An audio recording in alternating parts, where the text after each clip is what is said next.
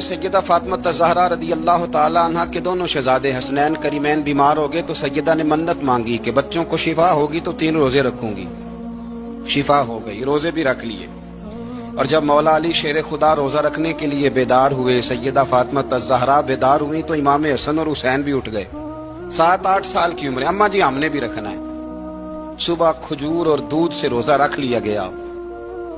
عین افطاری کے وقت مولا علی کہتے ہیں فاقے چل رہے تھے، کہیں سے میں جون لایا تھوڑے سے۔ سیدہ فاطمہ الزہرا نے پیس کر روٹیاں پکائیں۔ وہ وقت جو بڑا مشکل ہوتا ہے افطار کا، کہتے ہیں اس وقت جب کھانے کے لیے بالکل ہاتھ آگے بڑھنے لگے اور امید تھی کہ ابھی سیدنا بلال اللہ اکبر کہیں گے تو روزہ کھلے گا، لیکن ابھی چند ہی منٹ رہتے تھے کہ دروازے پر ایک فقیر نے صدا دی۔ کہنے لگا سارے مدینے کے دروازے کھٹکھٹا آیا ہوں، قحط ہے، فاقہ ہے، اے رسول اللہ کے خاندان والوں، میں یتیم ہوں۔ کسی نے بتایا ہے کہ اور کوئی دروازہ کھلے نہ کھلے، سیدہ کا دروازہ تیرے لیے ضرور کھلے گا، کیا یتیم کو روٹی ملے گی؟ تو حضرت مولا علی نے بچوں کی طرف دیکھا ہی تھا کہ امام حسن ساری روٹیاں جا کے دروازے پہ دے آئے۔ کھجور اور پانی سے افطار ہو گیا۔ صبح پھر کھجور اور دودھ سے روزہ رکھا۔ امام راضی کہتے ہیں عین وہ وقت جب افطار کا ٹائم آیا تو پھر دروازے پہ کسی نے صدا دی، کہا رسول اللہ کے خاندان والوں میں مسکین ہوں، رات سے روٹی کھائی ہے، نہ صبح کھا سکا نہ دوپہر۔ کسی نے بتایا ہے کہ اس دروازے سے خالی کوئی نہیں جاتا۔ امام حسن نے پھر سارا لنگر اٹھایا اور پھر جا کے دے دیا۔ تیسرا دن پھر ہوا۔ مجھے لگتا ہے جب افطار کا ٹائم آیا ہوگا نا تو یہ خود ہی سارے دروازے پہ دیکھتے ہوں گے، یہ کوئی آیا نہیں لینے والا ابھی تک۔ لگتا ہے کہ نظریں دروازے پہ تھیں۔ عین افطار کے وقت 3 روٹیاں جب جاؤں کی پک کے آئی، ایک بھکاری نے صدا دی، کہنے لگا میں قیدی ہوں، آج ہی قید سے رہائی ملی ہے، پہلے دن کسی کے دروازے پہ صدا ملی ہے، دی ہے، روٹی ملے گی۔ امام حسن وہ کھانا دے کے واپس لوٹے۔ کھجور اور پانی سے افطار ہوا اور جیسے ہی مسجد نبوی میں تینوں باپ بیٹا نماز پڑھنے گئے تو مولا علی کہتے مجھے بتانا نہیں پڑا، رسول کریم نے میری طرف دیکھ کے فرمایا علی تیرا، فاطمہ کا، حسن اور حسین کا 3 دن والا عمل خدا کو بھی بڑا پسند آیا ہے اور محمد مصطفیٰ کو بھی بڑا پسند آیا، وہ بڑا پسندیدہ عمل۔ میں کہتا ہوں کہ حضرت فاطمہ نے نا ان کی تربیت پہلے ہی کر دی تھی، 3 دن بغیر افطار کے روزہ رکھنے کی، وہ ٹریننگ گھر سے ہو چکی تھی۔ اب میدان کربلا میں 3 دن بھوکا پیاسا رہنا ان کے لیے مشکل نہیں تھا، وہ تو ان بچوں کے لیے مشکل ہوتا ہے جو کھانا دیر سے پکنے سے برتن توڑنے شروع کر دیتے ہیں۔ وہ بچے بلیک میل ہوتے ہیں جن کو ایک وقت ان کے پسند کا کھانا نہ ملے تو وہ گھر میں جو ہے وہ ادھم شروع کر دیتے ہیں، جن کی ماں نے عادت ڈالی ہو کہ بیٹا 3 دن بھوکے پیاسا رہنا ہوا تو رہ لینا، لیکن کسی بھی باطل کے ساتھ کمپرومائز نہ کرنا، ان کے لیے اتنا مشکل نہیں تھا۔ ان کی تربیت ہوئی، ان کی ٹریننگ ہوئی، پھر اللہ نے ان کی سیرت میں رنگ بھرے، ان کے کردار میں حسن آیا، وقار آیا۔ حضرت امیر معاویہ رضی اللہ تعالیٰ عنہ نے ایک شخص کو بھیجا مدینہ منورہ شام سے، تو اس نے کہا میں نے امام حسین سے ملنا ہے، تعارف کیا ہے؟ جناب امیر معاویہ فرمانے لگے مسجد نبوی میں جانا جس کے گرد لوگ سب سے زیادہ ادب سے بیٹھے ہوں اور جس کی باتیں سب سے زیادہ میٹھی ہوں اور جس کی نظریں سب سے زیادہ جھکی ہوں اور جس کے چہرے پر تمہیں سب سے زیادہ وقار نظر آئے وہی علی کے بیٹے حسین ہوں گے۔ جو سب سے زیادہ تمہیں وہاں ماحول کے اندر جو شخص نظر آئے، پوچھنے کی ضرورت نہیں پڑے گی۔ وہ شخص کہتا میں مدینے آیا تو میں نے واقعی ایک شخص کو دیکھا، شہد کے گرد مکھیوں کا اتنا ہجوم نہیں ہوتا جتنا امام حسین کے گرد رسول اللہ کے غلاموں کا ہجوم تھا، لیکن نظریں جھکی ہوئی، باتیں میٹھی، لہجہ گداز لفظوں میں رانائی، اور لوگ کئی باتیں پوچھتے تو علی کے صاحبزادے ایک آدھ جملہ بولتے تو لگتا یہ کہ وہ جملہ سیدھا دل میں اترتا چلا جاتا ہے۔ امام علی مقام کے کردار میں نا کچھ باتیں بڑی زیادہ تھیں، بہت زیادہ تھیں، بڑا حسن تھا۔ ایک بات تو یہ تھی امام حسین رضی اللہ تعالیٰ عنہ کا علم و فضل بڑا کمال کا تھا۔ ایک دفعہ صحابہ میں مسئلہ بن گیا کہ بچہ پیدا ہوتا ہے تو اس کا وظیفہ کیسے لگانا ہے۔ امام حسین کا علم و فضل بتا رہا ہوں، علم و فضل۔ तो बात बड़ी पेचीदा हो गई। हजरत अब्दुल्ला इब्न जुबैर के पास लोग आए, कहने लगे कि आप बड़े साहिब इल्म फजल हैं, आपने हुजूर अलैहिस्सलाम के साथ वक्त गुजारा है, तो मसले को हल करें कि बच्चा पैदा होने के बाद हुकूमत अगर वजीफा लगाएगी तो कब लगाएगी। जब बहस तूल पकड़ गई, मसला हल नहीं होता था, तो हजरत अब्दुल्ला इब्न जुबैर कहने लगे हमसे नहीं हल होगा। एक बंदा है जिसके सीने में रसूलुल्लाह सल्लल्लाहु तआला अलैहि वसल्लम के नूरे नबुव्वत का फैजान है, वो ये मसला हल करेंगे। तो कहा वो कौन से? आप फरमाने लगे जब हमसे मसाइल हल नहीं होते तो हम उनके इल्म से फायदा उठाते हैं। कहा कौन है? जनाब इमाम हुसैन। तो लोग हजरत इमाम हुसैन के पास गए, कहा हजरत ये एक मसला उलझ गया है कि बच्चा पैदा हो तो वजीफा कब लगाना है। फरमाया उलझने वाली बात ही कोई नहीं, पैदा होने के बाद जब वो पहली दफा आवाज निकाले तो उसका वजीफा लगा दो। इसका मतलब ये है कि वो दुनिया में आ गया है, उसने अपने आने का इजहार कर दिया है, ऐलान कर दिया है, अब उसका वजीफा लगा दो। तो इस पर फिर सहाबा का इत्तेफाक हो गया। इमाम हुसैन के इल्म से, फजल से लोग फैज उठाते थे। फिर उसके साथ साथ इमाम हुसैन का ज़ौक़ इबादत बड़ा शानदार था, बड़ा जबरदस्त ज़ौक़। अल्लामा जौज़ी ने लिखा है वकान अल हुसैन रज़ियल्लाहु ताला अन्हु फादिलन कसीर सौमे व सलाते वल हज्जे व सदक़ते व अफ़आलिल खैर जमीआ। आप फरमाते हैं कि इमाम हुसैन ज्यादा नमाजें पढ़ने वाले थे, कसरत से सजदे करने वाले, कसरत से रोजे रखने वाले, ज्यादा हज करने वाले, और इमाम हुसैन सदका देने वाले और नेकी के कामों में शिद्दत करने वाले थे। इमाम हुसैन का जो ज़ौक़ इबादत था वो इतना शानदार था कि आप फर्द नमाज के अलावा रोजाना 100 रकत नमाज नफल अदा फरमाया करते। और इमाम हुसैन फरमाते जिंदगी में कभी ऐसा नहीं हुआ कि 3 दिन गुजर गए और हुसैन का कुरान पाक खत्म ना हुआ। 25 हज किए इमाम हुसैन ने मदीना मुनव्वरा से मक्का मुकरमा पैदल जाके, 25 हज। अब तो निस्बत वाले लोगों को इबादत की जरूरत नहीं ना, इल्ला माशाल्लाह, कहते हैं निस्बत बड़ी है। भाई जिनकी निस्बत इतनी खास थी कि हुजूर ने फरमाया ये फातिमा के नहीं मेरे बेटे हैं, उनका तो हाल ये है कि फर्ज के अलावा 100 नफल, 3 दिन से पहले खत्मे कुरान पाक, 25 हज फरमाए। तू किस निस्बत की बात करता है? ये निस्बतें तो हैं जो इंसान को इबादत के करीब करती हैं। लोगों ने मेयार ही बदल दिया है।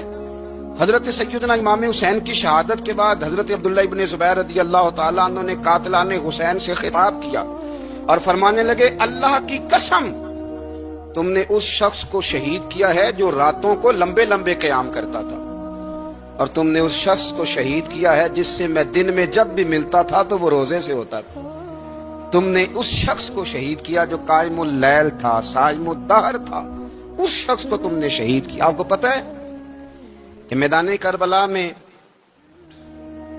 जब 9 मुहर्रम को इब्ने साद ने इमाम हुसैन से कहा कि जंग करो, अगर यजीद की बैत नहीं करनी, तो इमाम हुसैन ने फरमाया एक रात की मोहलत दे दो,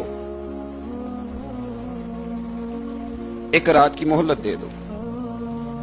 हजरत इमाम ज़ैनुल आबिदीन कहते मैंने अपने वालिद गिरामी से अर्ज की कि अब्बा जी आप जिहाद से दूर जाने वाले तो हैं नहीं, आप तो जिहाद से प्यार करने वाले, और ये भी पता है मुझे कि ये जंग अब हो के रहेगी, तो एक रात की मोहलत देने का माना क्या है? भाई कल भी लड़ना है और रात भी लड़ना है, तो अब्बा जी एक रात की मोहलत। तो सैयदना इमाम हुसैन रज़ियल्लाहु ताला अन्हु फरमाने लगे बेटा रात की मोहलत इसलिए ली है कि मैं आज रात खुल के अपने रब की इबादत कर लूं, मैं इस्तिगफार कर लूं, मैं लंबे सजदे करूं। और कहा ज़ैनुल आबिदीन तू जानता है ना कि मुझे नमाज से, तिलावत से, दुआ से और इस्तिगफार से बड़ा प्यार है।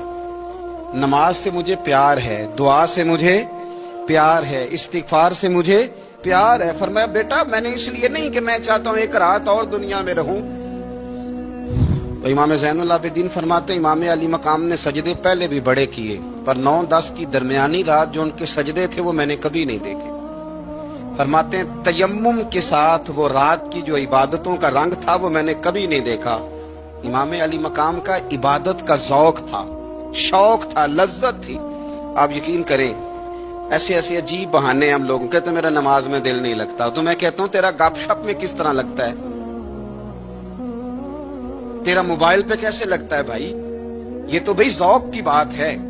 इमाम हुसैन कहते हैं मुझे कुरान पाक से प्यार है, मुझे तिलावत से प्यार है, मुझे दुआ से प्यार है, मुझे इस्तिगफार से प्यार। भाई जिसको जिस चीज से प्यार होगा दिल लग जाएगा। हमने कभी प्यार किया ही नहीं इससे, जिन चीजों से प्यार है वहां दिल लग जाता है। ये एक बहाना है, वरना कसरत से इबादत करना, ज़ौक पैदा करना, ये तो अहलुल्लाह का तरीका है। वल्लज़ीना यबीतूना लिरब्बिहिम सुज्जदम व क़यामा, रब के बंदों की अलामत यह है कि वो रातें सजदे और क़याम में गुजार देते हैं। तो इमाम हुसैन की सीरत का कमाल है कि ज़ौक़ इबादत रखते थे। दूसरी बात जो इमाम अली मकाम की सीरत में बड़ी शानदार है वो ये है कि सखी बड़े थे। एक कौल सुनाना है आपको इमाम हुसैन का, और ख्वाहिश मेरी ये है कि मेरे हाज़रीन और नाज़रीन इस कौल को रट्टा लगा के याद करें, इस कौल को इंशाअल्लाह। ये कौल जो इमाम हुसैन का है ना जी, ये जिस दिन मुझे मिला था ना तो मैंने भी रट्टा लगा के याद किया था, और मेरे पास जितनी डायरियां हैं शायद मैंने सब में लिखा है। इमाम अली मकाम रदी अल्लाह ताला अन्हु फरमाते थे, अल्लाह की रिजा के लिए किसी शख्स की एक हाजत पूरी कर देना 1 महीना मस्जिद में एतिकाफ करने से ज्यादा दर्जा रखता है। एक बंदे की एक हाजत पूरी कर देना 1 महीना पूरा मस्जिद में एतिकाफ करने से ज्यादा दर्जा रखता है। खुदा के बंदे तो हैं हजारों और बनू में फिरते हैं मारे मारे, मैं उसका बंदा बनूंगा जिसको खुदा के बंदों से प्यार होगा। किसी बंदे की एक हाजत पूरी करना 1 महीना इतिकाफ में बैठने से ज्यादा अफजल है। इसीलिए तो मेरे हबीब करीम अलैहिस्सलाम ने फरमाया, तो रब के बंदों की हाजतें पूरी करने में लग जा, रब तेरी हाजतें पूरी फरमा देगा। तो इमाम अली मकाम फरमाते थे, एक हाजत किसी की पूरी करो। हजरत जनाब सैयदा ज़ैनब बिनते अबी राफे कहती हैं कि सैयदा फातिमा ज़हरा ना एक दिन अपने दोनों शहजादों को लेके, जब हुजूर की तबीयत मुबारक बज़ाहिर अलील थी जिसमें हुजूर का विसाल हुआ, दोनों शहजादे लेके सैयदा फातिमा नबी करीम की बारगाह में गई। कहने लगी, या रसूलल्लाह मेरे बच्चों को कुछ दीजिए। सैयदा पाक तो हुजूर उठ के बैठ गए, इस कंधे से इमाम हसन को लगाया और इससे इमाम हुसैन को लगाया और फरमाया, फातिमा ये जो मेरा हसन है ना, इसको मैं अपनी हैबत और सरदारी देता हूँ, और फरमाया ये जो मेरा हुसैन है ना, हुसैन को मैं अपनी जुर्रत और सखावत देता हूँ। मेरा हुसैन जुर्रतमंद होगा और सखी होगा। दाता गांज बख्श अली हजवेरी इमामुल औलिया सैयदुल अस्फिया दाता साहब कशफुल माजूम में फरमाते हैं, एक दिन ना इमाम हुसैन के पास एक शख्स आया बड़ी दूर से कुछ मांगने का, हुजूर कुछ दीजिए। वो शख्स कहता है कि मेरा ज़र्फ ये था कि 4-5 दिनार मिलेंगे। तो इमाम हुसैन फरमाने लगे, थोड़ी देर बैठ जा, रिज़्क आ रहा है। तो इमाम हुसैन को हुकूमत वक्त की तरफ से ना 5 थैलियां मिली, जिसमें एक थैली में 500 अशरफियां थी। 5 थैलियां आई, लेकिन उसको आने में ना जरा देर हो गई। वो 5 थैलियां जब आई ना, तो इमाम हुसैन उसकी तरफ 5 थैलियां बढ़ा के ना, जरा देखना मेरी तरफ गौर से, 5 थैलियां बढ़ा के ना, तो फरमाने लगे, मियाँ जितना तुझे इंतजार कराया है ना, इतनी हम तेरी हाजत पूरी नहीं कर सके। तो ये ना महसूस करना कि हुसैन के दरवाजे पे बैठा भी रहा हूं तो मिला क्या है, ये ना महसूस करना। वो शख्स कहता है, जब मैंने वो थैलियां खोली और फिर मेरी नजर इमाम हुसैन पे पड़ी, तो मेरे अंदर से आवाज आई, अगर हुसैन इब्ने अली इतने सखी हैं तो मोहम्मद अरबी कितने सखी हो। अगर ये मियार इनका है, इनका ये मियार है, और खुद भीख दें, खुद ही कहें मंगते का भला हो। खुद कहने लगे, जितना इंतजार कराया है उतनी तेरी मदद कर सके। ये सखावत का मियार था, ये तरीका था। एक दफा सैयदना इमाम हुसैन रज़ी अल्लाह ताला अन्हु के घर के अंदर ना 5000 दिनार आए। मस्जिद में थे, आपको 5000 दिनार मिले। तो इमाम ज़ैनुल आबिदीन कहते हैं कि मस्जिद से लेकर घर आने तक इमाम हुसैन ने 5 के 5000 अल्लाह के रस्ते में खैरात कर दी। फरमाते, मैंने कहा, अब्बा जी 5 दिनार की घर में जरूरत थी, माला वाले सखी नहीं हुंदे ते सखियां कोल माल नहीं हुंदा, इत्थे उत्थे दोवें जहानी सखी कंगाल नहीं हुंदा। कहा, अब्बा जी 5 दिनार की घर में जरूरत थी। तो कहते हैं, मुझे फरमाने लगे, बेटा ये जिनको मैंने दिया है ना, ये घर के लिए ही दिया है, ये घर के लिए ही दिया है। जिनको दिया है तुम्हारा क्या ख्याल है, ये बाहर खर्च हुआ है, ये घर के लिए ही है। इसलिए कि जब इंसान दूसरों पर शफकत करता है तो अल्लाह उसके घर पे रहमत फरमाता है। इमाम हुसैन के मिजाज में पहली बात मैंने ज़ौक़ इबादत की अर्ज की।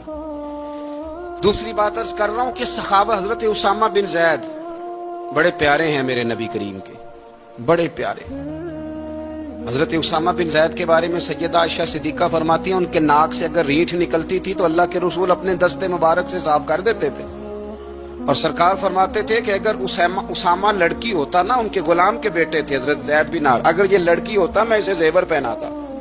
بڑے پیارے تھے، لیکن جب ان کا آخری وقت آیا نا تو 60,000 دینار کا قرضہ تھا۔ رشتہ داروں سے کہا، دوستوں سے کہا، یاروں سے کہا، پر قرض ادا نہیں ہو رہا تھا۔ حضرت اسامہ بن زید کہتے ہیں بڑا پریشان تھا۔ جب حد ہو گئی نا تو حضرت اسامہ بن زید فرمانے لگے جاؤ کوئی حسین ابن علی کو خبر کرو، ان سے کہو میں نا غلام ہوں آپ کے نانا کا، مقروض دنیا سے چلا گیا تو کیا بنے گا۔ امام حسین کو خبر ملی تو دوڑے آئے۔ لاجپال اس پیر کو نہیں کہتے جو تگڑا نذرانہ لے کے تو ماتھا چوم لے، لاجپال تو اس کو کہتے ہیں کہ جب ضرورت پڑے تو وہ سر پہ موجود ہو۔ حضرت سیدنا امام حسین تشریف لائے تو جناب اسامہ بن زید رو پڑے، کہنے لگے حضور میں نے نا غلامی کی ہے آپ کے نانا کی، اور اس غلامی پہ ناز ہے، اب 60,000 دینار کا قرضہ لے کے دنیا سے جاؤں گا تو میری قبر پہ بوجھ رہے گا۔ امام حسین خادم کو بھی کہہ سکتے تھے جاؤ گھر پیسے پڑے ہیں لے آؤ، امام حسین خود گئے، چادر اوڑھ کے تو اس کی اوٹ میں بکل میں 60,000 دینار چھپا کے لائے، اور جناب اسامہ بن زید کے سامنے رکھ کے کہنے لگے اسامہ یار پیسے رات کو ہی آئے تھے، میں سوچ رہا تھا مجھے تو ضرورت نہیں، اللہ نے کس کا نصیب میرے گھر میں بھیج دیا، مجھے تو حاجت ہی نہیں تھی، اب پتہ چلا پیسے تیرے تھے، اللہ نے حسین کی ڈیوٹی لگائی ہے کہ جا کے دے آ۔ حضرت اسامہ بن زید رو پڑے، فرمانے لگے اللہ آپ کو بہترین صلہ عطا فرمائے، یہ معیار تھا۔ اور پھر تیسری بات یہ کہ دل کے بڑے صاف تھے، دل بدستاور کے حج اکبر است، از ہزاراں کعبہ یک دل بہتر است۔ شیخ سعدی کہتے ہیں کہ درویش کہتے ہیں کہ کسی کا دل رکھ لینا نا، دل راضی کر دینا، کعبے کا 1000 بار حج کرنے سے بہتر ہے۔ دل بدستاور کے حج اکبر است، کسی کا دل راضی کرنا حج اکبر ہے۔ امام بڑا ہی پیار کرتے تھے، گھوڑے پہ جا رہے تھے، کچھ فقیر غریب لوگ بیٹھ کے روٹی کھا رہے تھے، کہاں رہے تھے؟ سڑک کے کنارے۔ تو امام زین العابدین فرماتے ہیں کہ جب امام حسین گزرے تو انہوں نے آواز دی حضور دل کرتا ہے ہمارے ساتھ بیٹھ کے روٹی کھائیں۔ کائنات کے مالک و مختار کے نواسے اور دنیا کے سب سے بڑے شہزادے گھوڑے سے اترے اور غریبوں کے ساتھ سڑک پہ بیٹھ گئے، روٹی کھانے لگے اور دیر تک کھاتے رہے، اور جب فارغ ہو گئے تو فرمانے لگے کھانے کی ضرورت بھی نہیں تھی، حاجت بھی نہیں تھی، پر تم نے آواز دی تو دل رکھنے کو بیٹھ گیا تھا، اگر اجازت دے تو چلا جاؤں۔ یہ مزاج تھا، یہ طبیعت تھی۔ آپ کے ایک بھائی ہیں چھوٹے، حضرت محمد بن حنفیہ نام ہے، حضرت مولا علی شیر خدا رضی اللہ تعالیٰ عنہ کی دوسری بیوی سے۔ ایک دن حضرت امام حسین ان کے گھر میں بیٹھے تھے تو کسی بات میں نا اختلاف رائے ہو گیا، تو امام علی مقام ناراض ہو گئے، فرمایا آج کے بعد تیرے گھر نہیں آؤں گا۔